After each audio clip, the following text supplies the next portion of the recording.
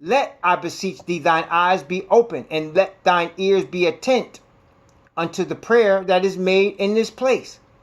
Now therefore arise, O Yahweh Most High, unto thy resting place, thou and the ark of thy strength. Let thy priests, O Yahweh Most High, be clothed with salvation, and let thy saints rejoice in goodness. O Yahweh Most High, turn not away the face of thine anointed. Remember the mercies of David, thy servant. Okay? I'm going to read a couple more verses before we go to the one I'm looking for, the one I want. Chapter 7, verse 1, 2, and 3. Chapter 7, verse 1, 2, and 3. 2 Chronicles 7, 1, 2, and 3. Now when Solomon had made an end of praying, the fire came down from heaven and consumed the burnt offering and the sacrifices. And the glory of Yahweh filled the house. And the priest could not enter into the house of Yahweh because the glory of Yahweh had filled Yahweh's house. And when all the children of Israel saw how the fire came down and the glory of Yahweh upon the house, they bowed themselves with their faces to the ground upon the pavement and worshipped and praised Yahweh, saying, for he is good, for his mercy endureth forever.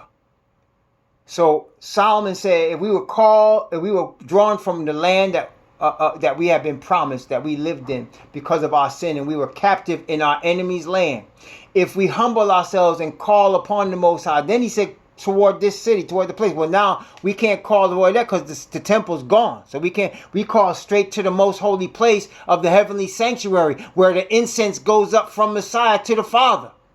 That's what we call on now. But he said he will please hear our prayer. Don't forget the mercy that you showed David. Show it to all of us.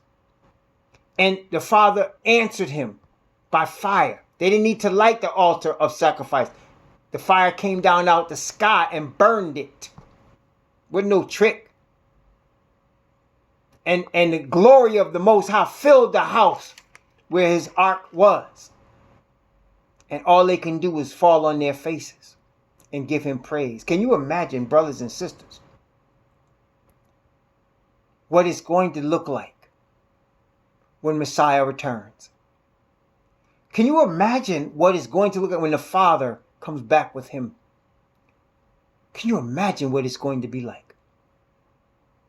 And that's, to me, it encourages me because it helps me to recognize, and I hope it helps you to recognize, the importance of the preparation we are now undergoing.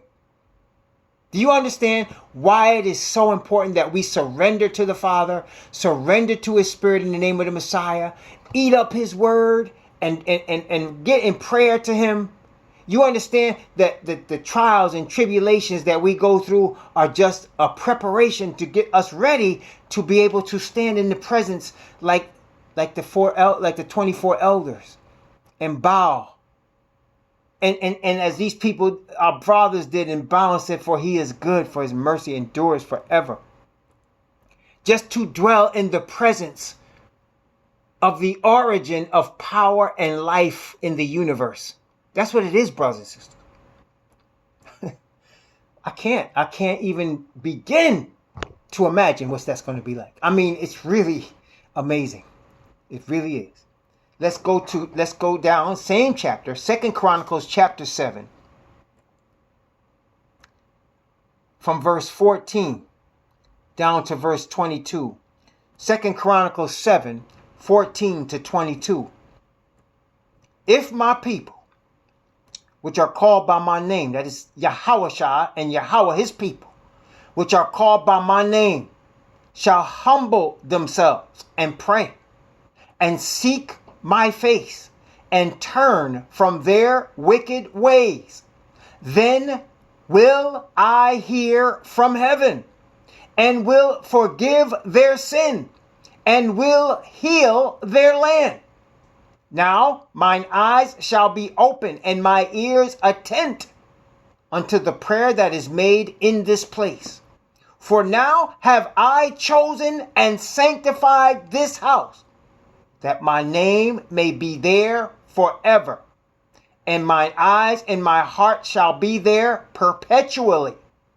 As for thee, if thou wilt walk before me as David thy father walked, and do according to all that I have commanded thee, and shalt observe my statutes and my judgments, then will I establish the throne of thy kingdom according to as I have covenanted with David thy father, saying, there shall not fail thee a man to be ruler in Israel. But if ye turn away and forsake my statutes and my commandments, which I have set before you, and shall go and serve other gods and worship them, then will I pluck them up by the roots out of my land, which I have given them. And this house, which I have sanctified for my name, will I cast out of my sight, and will make it a proverb and a byword among all nations.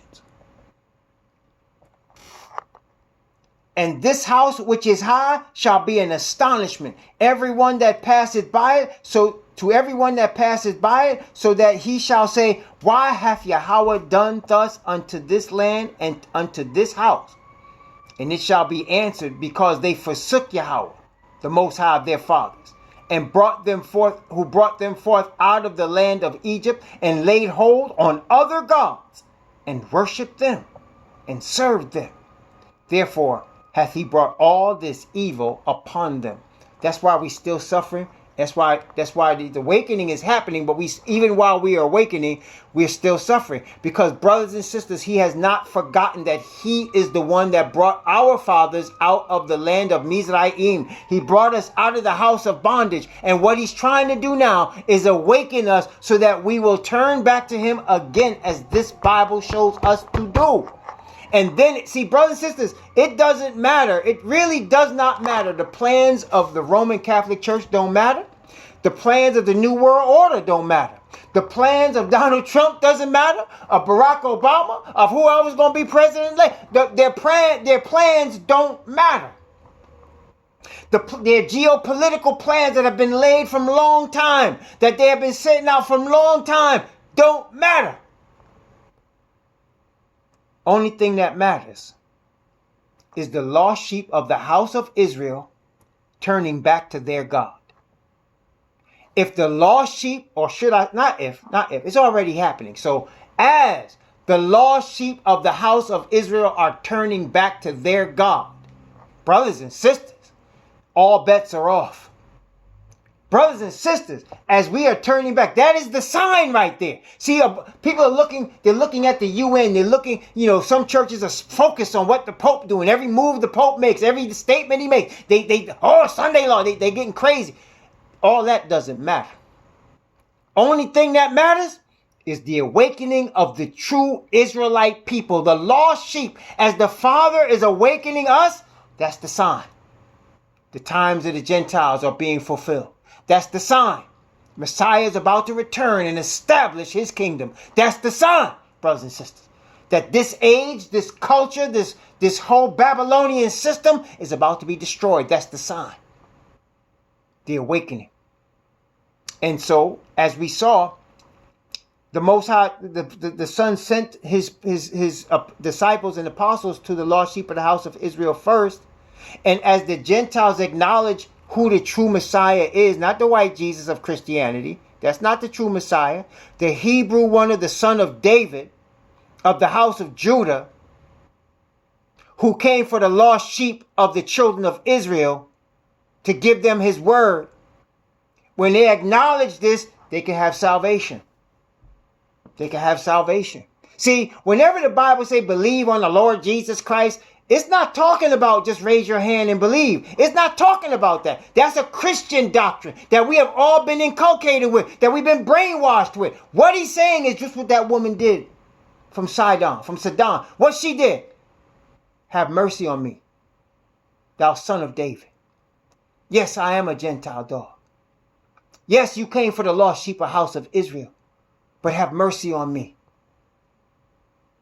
I want some of the crumbs. Have mercy on me. He will remember you. Now, let me ask you. Let me ask all of y'all. How many Gentiles you think gonna do that? I mean, how many Gentiles you figure gonna do that? Of there's of the I don't know. Let's say there's 1 billion Gentiles on the earth. How many of them you think really are gonna do that? That's right. And in the most established nations, the fewer you're gonna find. The pride, the thirst for power, the privilege they have had over 2,000 years, it in itself will stop them from doing what that woman did to receive what that woman received. Okay? So we see Moses, now Solomon. Now we know, let's go to Ezekiel chapter 40. Ezekiel chapter 40. Ezekiel 40. So now here again, here's a prophet. Moses, a prophet, received the pattern. Right? David, a prophet, received the pattern, gave it to his son Solomon. Solomon built the house. Okay? Now, Ezekiel, a prophet, receives a pattern, and the house is later going to be built. Now, some people get confused, and I understand it because I was confused myself. Some people get confused when you're reading these chapters in Ezekiel. We're going to read them.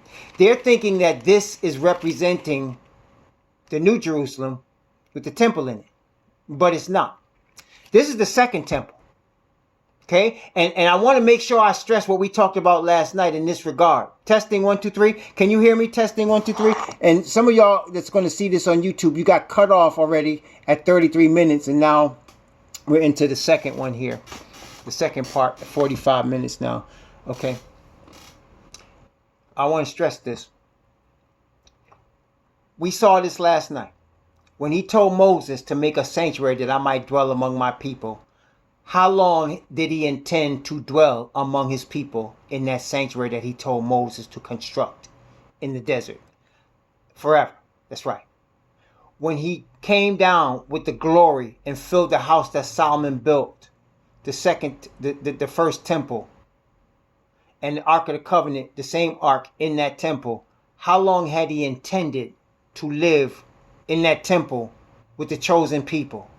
That time when he had that sanctuary built there, that was also forever. So even though he knows the end from the beginning, he knew we were going to sin against him. He knew we were going to go into captivity. In earnest desire, each time he still has an intent, and he goes about it. This is the faithfulness of the Father. He goes about it as if we're not going to sin. Y'all understand that? He doesn't go about it as if you're going to sin and I'm going to leave you anyway. He goes about it like, let's make this thing right. Let's make it real as I'm instructing you, because I'm intending on staying here.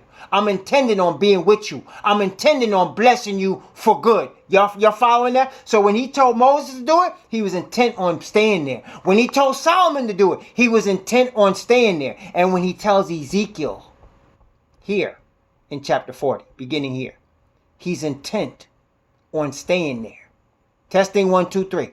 Okay. Now the difference in Ezekiel, okay, which we're going to see in Daniel as we look at Daniel for a few minutes after we read this part.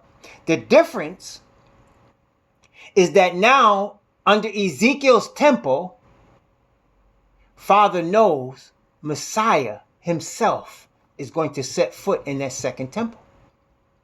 All right. So you're going to see references to the prince as Ezekiel's getting these instructions, because Father knew Messiah, his son, his representation of righteousness on the earth in human flesh. He was going to set his foot in that temple. He was going to come in there. Okay. And that's why through Haggai, he told the children of Israel, oh, you think because this temple is not as glorious as the first one that Solomon built, that is nothing? This temple is greater. Why? Because he said, I'm going to bring the desire of all nations into this temple.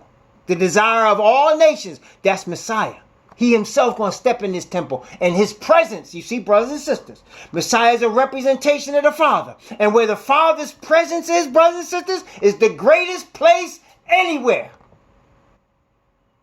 So here come Mashiach Yahushua. And he was going to set foot in that temple. That's why that one was going to be the greater one. That's why this one is being prepared. And that's why some people look at it and they be like, well, this has got to be the heavenly temple. And no. But at when you get to chapter 45, 46, like 47, he switches it and he shows Ezekiel the eternal temple. And you can know it's the eternal temple because at that point, he shows Ezekiel the tree of life. Okay, he shows him the tree of life, which prior to that he hadn't shown him. He shows him all of a sudden the tree of life. Now you know this is a different place. Okay. Then he shows him the river of life coming from the throne of the Father. Okay, that's so now he starts off showing him this second temple. Then he's gonna show him what his intentions are in the future and what's gonna happen. You following me? Testing 1, 2, 3. Everybody with me? So that's why people get confused. And some people going to argue even to this and study and say, nah, you wrong. I'm not going to argue with anybody. I'm just telling you how I'm convicted. If I have no... Listen, brothers and sisters, I want to be saved in the Father's kingdom. Y'all do too, right? I mean, I want to be saved in the Father's kingdom. I want the Father's Spirit resting on me forever. I don't want just a taste of it. I want it forever. Ever. I want to do like Messiah taught us and do always those things that please the Father. I was also like David in that, and like you also, you and David and I have this in common. All of us have this in common. We were all born in sin and shapen in iniquity. Right? Am I lying? There was not one of us that has not been born in sin and shapen in iniquity. So because of that, brothers and sisters, we're all learning. We're constantly learning. As we are being awakened, Messiah in his mercy and the Father in his mercy toward us is teaching us and awakening us and showing us the error of our ways, showing us how we've been brainwashed and teaching us the way we should go. So I have no problem at all. I am so hungry to receive the Spirit of the Father. I have no problem. Somebody show me I'm wrong. I have no problem. I have no problem. Because I want to do what is right. I'm not in this for nobody's money. I'm not in this to try to establish no church. I'm not in this to make no name for myself. I'm in this because I want the Father's glory. And I hope you are too. But as I'm studying this Ezekiel, this is what I'm convicted. That this is the second temple that he's being shown. And then later on, as we get close to the end of the book, he switches it. And he shows Ezekiel the last temple. And before we actually go there, let me show you Revelation. We're going to come right back to Ezekiel. Let's show Revelation chapter 21. Revelation 21. And understanding now what we saw with Moses and what we saw with Solomon and what we're getting ready to see with Ezekiel. Notice again in Revelation chapter 21 and watch the similarity in what's being said here. Revelation chapter 21, and we're going to read from verse 1 down to verse 5. Understanding this in conjunction also with what we read in Hebrews chapter 8 last night. Notice again, and I saw a new heaven and a new earth.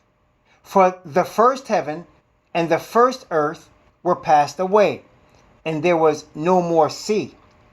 And I, John, saw the holy city, New Jerusalem, coming down from Yahweh out of heaven, prepared as a bride adorned for her husband. And I heard a great voice out of heaven saying, behold, the tabernacle of Yahweh is with men. And wait, watch this. And he will dwell with them. And they shall be his people. And Yahweh himself shall be with them and be their most high.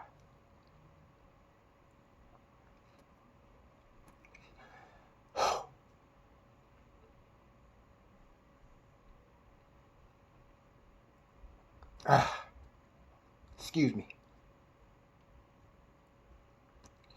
And Yahweh shall wipe away all tears from their eyes, and there shall be no more death, neither sorrow nor crying, neither shall there be any more pain, for the former things are passed away. And he that sat upon the throne said, Behold, I make all things new. And he said unto me, Write, for these words are true and faithful. Family, he is going to get what he wants. The Father is going to get what he wants. He's going to dwell among us. See, he said, let them make me a sanctuary that I may dwell among them. He told Moses that. He told Solomon, I will dwell among the children of Israel. And here in the book of Revelation, with the temple, this is the first time. The other times, he had Moses build a sanctuary. He had Solomon build a temple. He had the children of Israel under Ezra, Zechariah, Haggai build a second temple with the instructions given from Ezekiel. This time, we're not building anything.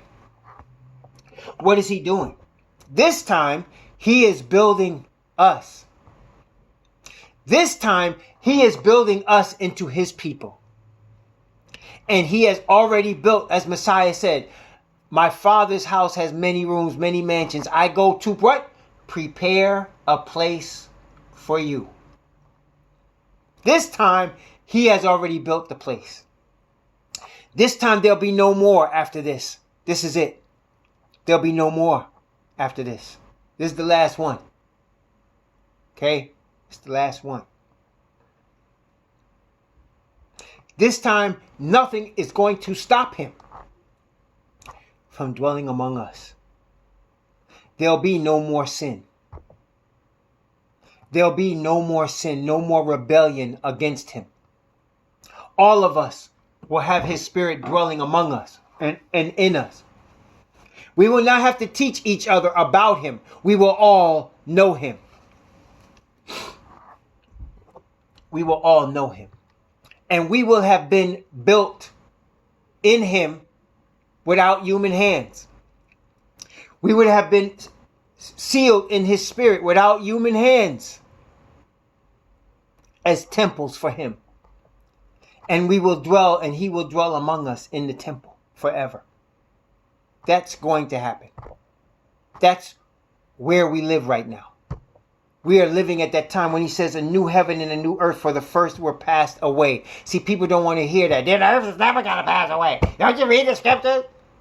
When he talks about this, all the sin that we see here on the earth, all the pollution that we see here, and is going to get worse, is man is trying right now desperately to stop the global warming, and they can't do it. It was only about 20 years ago they were saying, we need to do something about this by 2050. Or no, they said 2100. Then it was 2070. Then it was 2050. Now they're saying 12 years from now, this is going to be out of control. We can't do anything about it. The man has so destroyed this planet. The Most High is going to make it over again. He's going to cleanse it. He's going to cleanse the sky, the ozone layer, and all the layers that man think he know about. He's going to cleanse all of it. He's going to make it new again. And we're going to dwell here with him. That's the end result. And all of us, because of faithfulness to the Father and faithfulness by Messiah, we're going to be able to partake of a tree that once you eat that fruit, you will never die. You're going to be able to drink water that comes from the Father's throne, that once you drink that water, it will give you a power that you can't even imagine. A life power. A life power that you can't even imagine.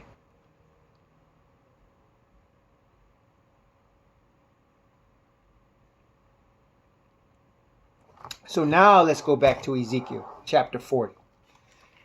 And we will understand now what the Father's intentions are and why he's doing what he does. I'm going to read Ezekiel chapter 40. Let's see.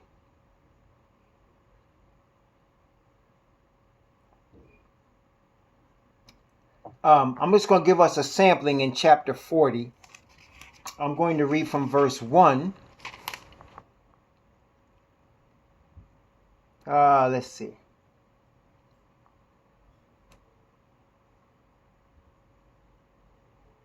I'm just going to read from verse 1 down to verse 5 just to give us a sampling of what's going on here in chapter 40. And then we're going to stop and take a break, okay?